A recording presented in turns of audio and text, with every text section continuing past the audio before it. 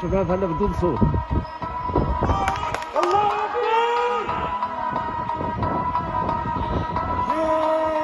ইরানের করা এই হামলার পর সোশ্যাল মিডিয়া জুড়ে ইরানের সর্বোচ্চ নেতা আয়াতুল্লাহ খামেনিকে নিয়ে পুরো জয়ধ্বনি শুরু হয়ে গেছে। অনেকে মনে করছে ইরান এই হামলা চালিয়েছে গাজায় চলা মুসলমান ভাইদের উপর অত্যাচারের প্রতিশোধ নেবার জন্য, কিন্তু এখানে ঘটনা সম্পূর্ণ ভিন্ন। আজকের ভিডিওতে ইরানের হামলার মূল ঘটনা নিয়ে আমরা আলোচনা করব। 1 এপ্রিল সোমবার সিরিয়ার রাজধানী দামেস্কে অবস্থিত ইরানের দূতাবাসে ইসরায়েলের একটি বিমান হামলা চালায়। এই হামলায় ইসলামিক রেভলিউশনারি গার্ডের শীর্ষ 2 কমান্ডার সহ প্রায় 8 জন নিহত হয়েছে। কিন্তু এখন প্রশ্ন হচ্ছে, সিরিয়ার আকাশপথে কিভাবে ইসরায়েলের যুদ্ধ বিমান প্রবেশ করলো?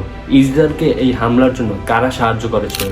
আর ইসরায়েল ইরানের মূল শহরগুলোতে হামলা না করে আগে কেন এই কনসুলেট ভবনে হামলা করলো? আর ভবিষ্যতে যদি ইরান বা ইসরায়েলের যুদ্ধ শুরু হয় তবে কে বেশি লাভবান হবে?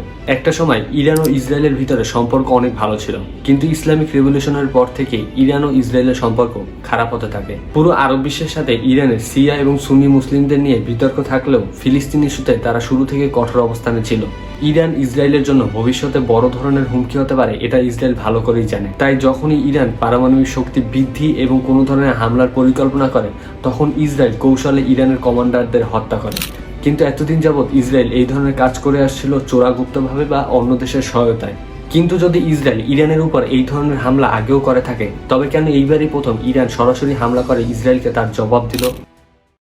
কোনো দেশ যখন অন্য একটি দেশে এম্বাসি বা কনসুলেট ভবন স্থাপন করে, তখন সেটা ওই দেশের সম্পত্তি হয়ে যায়।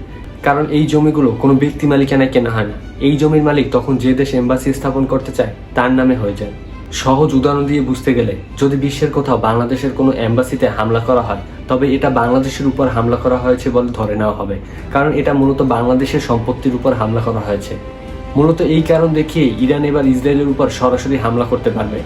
কারণ আগে ইসরায়েল ইরানের উপর যে সকল হামলা করেছিল সেগুলো ছিল চোরাগুপ্তা হামলা বা অন্য দেশের সহায়তায়। যেহেতু এবার ইসরায়েল ইরানের মূল কনসুলেট ভবনে হামলা করেছে, তাই ইরানের সামনে কোনো বাধা নেই ইসরায়েলের উপর হামলা চালানোর জন্য। কিন্তু এখন প্রশ্ন আসে, কেন ইসরায়েল ইরানের এম্বাসি বাদ দিয়ে কনসুলেট ভবনে হামলা চালালো? মূলত ইসরায়েলের কাছে গোপন সংবাদ ছিল, কনসুলেট ভবনে বসে ইরানের সামরিক কমান্ডাররা প্যালেস্তাইন ইসলামিক জিহাদের মেম্বারদের সাথে গোপন বৈঠক করছিল। ইরান প্রথম থেকে হুতি বিদ্রোহী সহ আরও অনেক ধরনের বিদ্রোহী সংগঠনকে ইসরায়েলের বিরুদ্ধে যুদ্ধ করার জন্য অর্থ এবং অস্ত্র দিয়ে সাহায্য করে আসছিল। কিন্তু এখন প্রশ্ন আসে, ইসরায়েলের যুদ্ধ বিমান কিভাবে সিরিয়ার আকাশপথে প্রবেশ করলো? কারণ সিরিয়ার আকাশপথে নিরাপত্তা নিশ্চিত করে রাশিয়ার তৈরি S-300 এবং S-400 মিসাইল, যা বিশ্বের সেরা এয়ার ডিফেন্স সিস্টেমগুলোর মধ্যে অন্যতম। এই হামলার জন্য ইসরায়েলের যুদ্ধ বিমান প্রথমে প্রবেশ করে জর্ডানে, তারপর জর্ডান থেকে সিরিয়ার আকাশপথে প্রবেশ করে এই হামলা চালায়। এখন সর্বশেষ এবং সবচেয়ে গুরুত্বপূর্ণ প্রশ্ন, ইরান ইসরায়েল যুদ্ধে সব থেকে বেশি লাভ কার হবে? নতুন যুদ্ধ শুরু হলে জনগণের লাভ হোক বা না হোক, রাশিয়া, চীন, আমেরিকা এই 3 দেশের লাভ হবেই। কারণ রাশিয়া, চীন, আমেরিকা জানে নতুন যুদ্ধ মানে নতুন অস্ত্রের চাহিদা বৃদ্ধি পাওয়া। আর বিগত বছরগুলোতে যে কয়বার যুদ্ধ পরিস্থিতি সৃষ্টি হয়েছে বা যুদ্ধ হয়েছে, তাতে এই 3 দেশেরই বেশি লাভ হয়েছে। আর এই 3 দেশের পর সব থেকে বেশি লাভবান হবে ইসরায়েলের প্রাইম মিনিস্টার বেনিয়ামিন নেতানিয়াহু। কারণ হামাসের হামলার পর থেকে ইসরায়েলের জনগণের ভিতর তার গ্রহণযোগ্যতা অনেক বেশি কমে গেছে।